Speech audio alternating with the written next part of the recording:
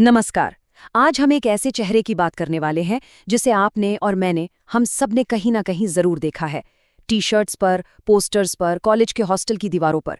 ये शायद 20वीं सदी की सबसे मशहूर तस्वीर है। लेकिन क्या आपने कभी सोचा है कि इस विद्रोही रॉकस्टार जैसी छवि के पीछे असल में इंसान कौन था? डॉक्टर अर्नेस्टो ग्वेरा लिंच, जिन्हें पूरी दुनिया चे ग्वेरा के नाम से जानती है। आज के इस विश्लेषण में हम सिर्फ इस मिथक या इस पोस्टर बॉय इमेज की बात नहीं करेंगे। हम इसके पीछे के उस असली इंसान को डीकोड करेंगे, उसकी गहरी वैचारिक मान्यताएं, उसकी हैरान करने वाली क्रूरता और वो अदम्य इच्छा शक्ति जिसने इतिहास को हमेशा के लिए बदल कर रख दिया। तो आइए एकदम गहराई से समझते हैं इस इंसान के विरोधाभासों को। एक ऐसा सफर जो आज भी लाखों लोगों को प्रेरणा देता है और कईयों को गहरे गुस्से से भर देता है। तो चलिए गहराई में उतरते हैं। देखिए, ये बात अपने आप में बहुत दिलचस्प है ना?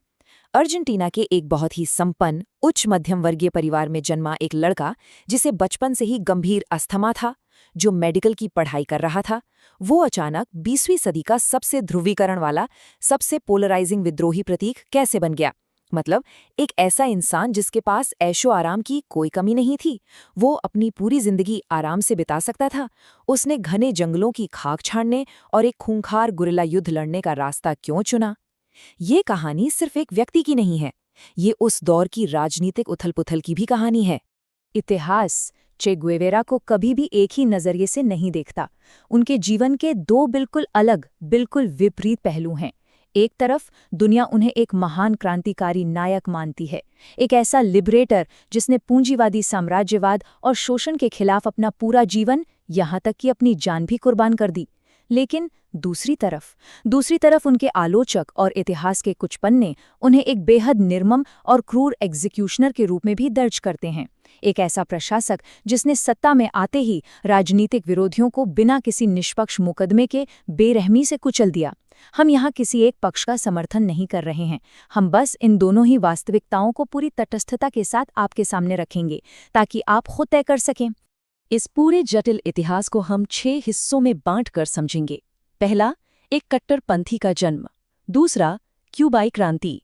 तीसरा, सत्ता और क्रूरता। चौथा, एक ग्लोबल राजनेता और सिद्धांतकार। पांचवां, उनके अंतिम सैन्य अभियान। और अंत में उनकी वो विवादित विरासत। तो शुरू करते हैं भाग 1 से, एक कट्टरपंथी का जन्म, सुख सुविधाओं से लेकर खुली सड़क और विद्रोह तक का सफर। ये कहानी शुरू होती है ब्यूनस आयर्स से। 1948 में मेडिकल की पढ़ाई शुरू करने वाले अर्नेस्टो ग्वेरा के अंदर एक अजीब सी बेचैनी थी, दुनिया की सच्चाई जानने की बेचैनी। अब ये जो नंबर है ना, 8000, ये सिर्फ एक आंकड़ा नहीं है, ये वो 8000 किलोमीटर हैं जो चे ने 1951-52 में अपने दोस्त एल्बर्टो ग्रेनाडो के साथ एक पुरानी मोटरसाइकिल पर नापे थे। यही वो सफर था जिसने सब कुछ बदल दिया। शायद आपने द मोटरसाइकिल डायरीज का नाम सुना हो। इसी सफर के दौरान उन्होंने लैटिन अमेरिका में जो गरीबी, भुखमरी और शोषण देखा, उसने उन्हें अंदर तक हिलाकर रख दिया। खासकर चुकवीकामाटा तांबे की खदान के पास जब वो एक शोषित कम्युनिस्ट जोड़े से मिले, वो पल उनके लिए एक टर्निंग पॉइंट था। बहुराष्ट्रीय कंपनियों के इस भयानक शोषण को देखकर उन्हें पक्का यकीन हो गया कि भाई, इस समस्या का समाधान शांतिपूर्ण तरीकों से तो होने वाला नहीं है। इसके लिए एक हिंसक सशस्त्र क्रांति ही एकमात्र रास्ता है। और बस यहीं से एक सीधा साधा मेडिकल छात्र एक कट्टर मार्क्सवादी लेनिनवादी विद्रोही में बदल गया। अब आते हैं भाग 2 पर, क्यूबाई क्रांति, जहां एक डॉक्टर एक खूंखार कमांडर बन जाता है। चलिए देखते हैं कि ये सब कैसे हुआ। ग्वाटेमाला में जब अमेरिकी खुफिया एजेंसी CIA ने तख्ता पलट करवाया तो चे ने वो सब अपनी आंखों से देखा। इसके बाद वो मेक्सिको भाग गए और यहीं उनकी मुलाकात हुई फिडेल और राउल कास्त्रो से। 1955 में फिडेल से मुलाकात, फिर 1956 में वो मशहूर ग्रैंडमा लैंडिंग, 1959 में तानाशाह बतिस्ता पर शानदार जीत और फिर अंततः 1967 में बोलिविया में उनकी गिरफ्तारी। यह पूरी टाइमलाइन हमें दिखाती है कि कैसे निर्वासन में जी रहा एक व्यक्ति पहले एक क्रूर सैन्य कमांडर बना और फिर दुनिया के लिए एक शहीद। मेक्सिको में एक बहुत ही सख्त मिलिट्री ट्रेनिंग के बाद चे को उस छोटे से विद्रोही दल का सबसे बेहतरीन गुरिल्ला घोषित किया गया। 1956 में क्या होता है कि ग्रांडमा नाम की एक बहुत छोटी सी नाव में 82 लोग क्यूबा की तरफ निकलते हैं। लेकिन क्यूबा पहुंचते ही बतिस्ता की सेना उन पर टूट पड़ती है। 82 में से सिर्फ 22 लोग ही जिंदा बच पाते हैं। सोचिए, और जो बच गए, जिनमें 6 भी थे, उन्होंने सिएरा मेस्ट्रा के खतरनाक पहाड़ों में शरण ली। और सच कहूं तो यहीं चे का असली मिलिट्री माइंड सामने आया। उन्होंने पहाड़ों में किसानों का भरोसा जीता, वहां स्कूल और क्लिनिक बनाए और धीरे धीरे अपनी एक पूरी सेना खड़ी कर ली। युद्ध के मैदान में वो इतने निडर थे कि फिडेल कैस्ट्रो ने तुरंत उन्हें कमांडर बना दिया। और फिर आई सांता क्लारा की निर्णायक लड़ाई, जहां उनके पास रिसोर्सेज ना के बराबर थे, फिर भी उनके लड़ाकों ने बतिस्ता की विशाल सेना को धूल चटा दी और तानाशाह को दुम दबाकर देश छोड़कर भागना पड़ा। भाग 3, सत्ता, उसका प्रभाव और क्रूरता। एक न्यू मैन यानी नए इंसान का निर्माण। क्रांति तो सफल हो गई, लेकिन चे का मानना था कि सिर्फ सरकार बदलना काफी नहीं है, हमें तो इंसान की फितरत ही बदलनी होगी। अब नई सरकार में चे के पास असीमित शक्तियां थी और यहाँ दुनिया ने उनका एक बिल्कुल नया, एक बहुत ही सख्त चेहरा देखा। ला कैबाना जेल के कमांडर के तौर पर उन्होंने पुरानी बतिस्ता सरकार के अधिकारियों और क्रांति के विरोधियों पर मुकदमे चलाए, लेकिन ये मुकदमे नाम मात्र के थे। बिना किसी लंबी कानूनी प्रक्रिया के उन्होंने सैकड़ों लोगों को सीधे मौत के घाट उतारने के आदेश दे दिए। उनका साफ मानना था कि क्रांति को बचाने के लिए विरोधियों का तुरंत सफाया करना जरूरी है। इसके बाद उद्योग मंत्री और नेशनल बैंक के अध्यक्ष के रूप में उन्होंने पूरी अर्थव्यवस्था को पलट दिया। अमेरिका के स्वामित्व वाली सारी संपत्तियां जब्त कर लीं, उद्योगों का राष्ट्रीयकरण कर दिया और बहुत ही सख्त कृषि सुधार लागू किए। उनका लक्ष्य एकदम स्पष्ट था, क्यूबा की अर्थव्यवस्था से पूंजीवाद और पैसे के लालच को जड़ से उखाड़ फेंकना, और उन्होंने इसे बिना किसी समझौते के लागू किया। लेकिन देखिए, इतिहास कितना जटिल है। इसी सख्ती और दमन के बीच एक बहुत ही कमाल की चीज भी हुई। 1961 में चे गेवेरा के नेतृत्व में क्यूबा में एक बड़े पैमाने पर साक्षरता अभियान चलाया गया। क्रांति से पहले क्यूबा में साक्षरता दर सिर्फ 47% के आसपास थी, लेकिन इस अभियान के तहत पूरे देश में गांव-गांव में शिक्षकों और स्वयंसेवकों को भेजा गया। और नतीजा, मात्र 8 महीनों के रिकॉर्ड समय में, जी हां, सिर्फ 8 महीनों में क्यूबा की साक्षरता दर उछलकर सीधे 96% हो गई।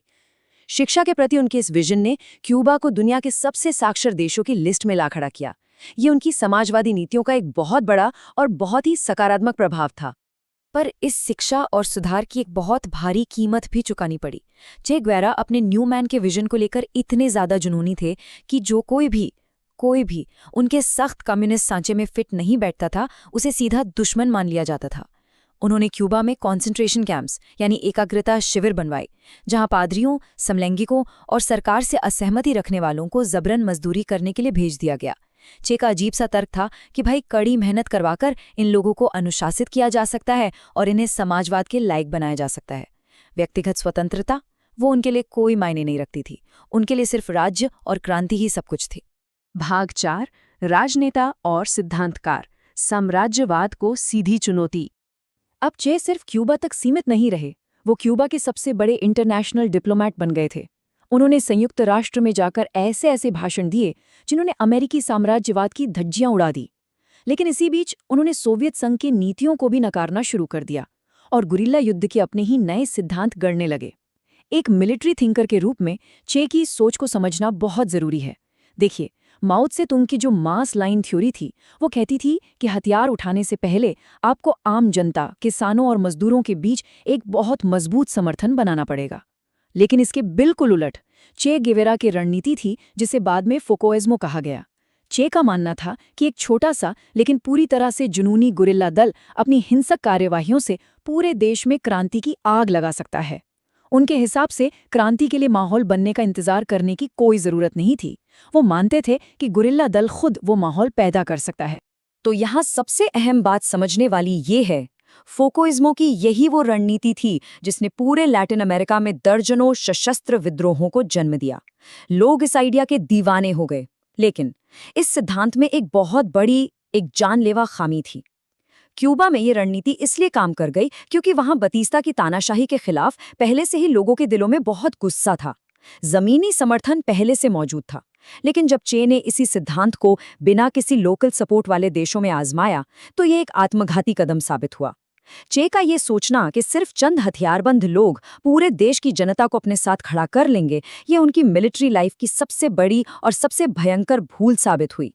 भाग 5, अंतिम सैन्य अभियान, कांगो और बोलीविया की वो खतरनाक राहें।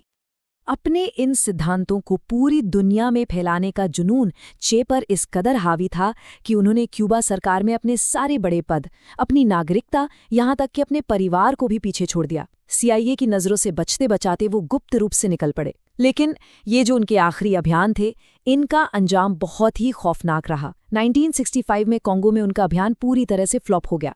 खुद चे ने अपनी डायरी में इसे एक विफलता की कहानी लिखा। फिर 1966 में वो एक अधेड़ उम्र के बिजनेसमैन का भेस बदलकर बोलीविया पहुंचे। उनका प्लान था कि बोलीविया के जंगलों में एक बेस बनाकर पूरे महाद्वीप में क्रांति की आग फैला देंगे। लेकिन यहीं उनका फोकोइज्मो का सिद्धांत बुरी तरह फेल हो गया। वहां के लोकल किसानों ने उनका बिल्कुल साथ नहीं दिया। कम्युनिस्ट पार्टी ने उनसे पल्ला झाड़ लिया। और सबसे बुरी बात, अमेरिकी CIA को उनके ठिकाने की भनक लग गई। वो उन अनजान जंगलों में पूरी तरह से अकेले और अलग थलग पड़ गए थे। और फिर आया अक्टूबर 1967 का वो दिन। CIA द्वारा ट्रेन की गई बोलीवियाई सेना ने चे और उनके उस छोटे से दल को चारों तरफ से घेर लिया। वो बुरी तरह घायल हो गए थे और उन्हें पकड़कर एक छोटे से स्कूल की इमारत में रखा गया। 9 अक्टूबर 1967 जब एक बोलीवियाई सार्जेंट उन्हें गोली मारने के लिए कमरे में दाखिल हुआ तो वो बुरी तरह कांप रहा था। लेकिन चे गिवारा, जिनकी मौत सामने खड़ी थी, उनकी आंखों में खौफ का नामो निशान तक नहीं था। अपनी उसी गहरी, अडिग और भारी आवाज में उन्होंने उस सार्जेंट से कहा, गोली मारो कायर, तुम सिर्फ एक इंसान को मारने जा रहे हो। और गोलियां चल गई। उन गोलियों ने अर्नेस्टो गुएरा के शरीर को तो खत्म कर दिया, लेकिन सच पूछिए तो उन गोलियों ने ही उस अमर मिथक को जन्म दिया जो आज भी दुनिया भर में गूंजता है। भाग 6, एक विवादित विरासत और एक अमर प्रतीक। मौत की खबर सुनते ही पूरा क्यूबा गहरे शोक में डूब गया। लेकिन मौत उन्हें मिटा नहीं पाई, बल्कि उसने उन्हें हमेशा के लिए अमर कर दिया। 1960 में खींची गई ये तस्वीर, जिसे गेरिलो हेरोइको कहा जाता है, ये विद्रोह का एक ऐसा ग्लोबल सिंबल बन गई है जिसकी कोई मिसाल नहीं मिलती। इस तस्वीर की ताकत का अंदाजा आप इसी बात से लगा सकते हैं कि मेक्सिको के ज़पातिस्ता विद्रोहियों से लेकर आयरिश रिपब्लिकन तक दुनिया का हर विद्रोही गुट इस तस्वीर को अपना मानता है। आपको एक दिलचस्प बात बताता हूँ। चे के आयरिश मूल के होने की वजह से 2012 में आयरलैंड के गॉल्वे शहर में उनकी एक मूर्ति लगाने का प्रस्ताव पास हुआ था। लेकिन इसका इतना भयानक विरोध हुआ। आलोचकों ने कहा कि चे कोई हीरो नहीं बल्कि एक हत्यारा था और उसकी मूर्ति लगाना किसी क्रूर तानाशाह को सम्मानित करने जैसा है। भारी राजनीतिक दबाव के चलते वो योजना रद्द करनी पड़ी। ये विवाद साफ दिखाता है कि चे का नाम आज भी कितने गहरे जख्म और कितने मजबूत आदर्श दोनों को एक साथ जिंदा रखता है। आज के इस विश्लेषण को खत्म करने से पहले मैं आपको एक बहुत ही गहरे सवाल के साथ छोड़ना चाहता हूँ। जिस इंसान ने पूंजीवाद को जड़ से उखाड़ फेंकने की कसम खाई थी, जिसने पैसे और इस दिखावे की दुनिया को खत्म करने के लिए अपना सब कुछ दांव पर लगा दिया, क्या आज वही इंसान उसी पूंजीवाद का सबसे बड़ा, सबसे ज्यादा बिकने वाला ब्रांड नहीं बन गया है? आज चे का चेहरा हर उस मग, टी शर्ट और मर्चेंडाइज पर धड़ल्ले से बिक रहा है जिसे वो कंपनियां बना रही हैं, जिनसे वो जिंदगी भर लड़ते रहे। ये इतिहास का शायद सबसे बड़ा, सबसे कड़वा व्यंग्य है कि जो चेहरा कभी दुनिया को बदलने वाली क्रांति का प्रतीक था, आज वो बाजार में बिकने वाला एक प्रोडक्ट बन गया है। इस अजीब से विरोधाभास के साथ अब ये पूरी तरह से आप पर निर्भर करता है कि आप उस मशहूर तस्वीर के पीछे छिपे उस असल इंसान को कैसे याद रखना चाहेंगे। इस विश्लेषण में हमारे साथ जुड़ने के लिए आपका बहुत बहुत धन्यवाद।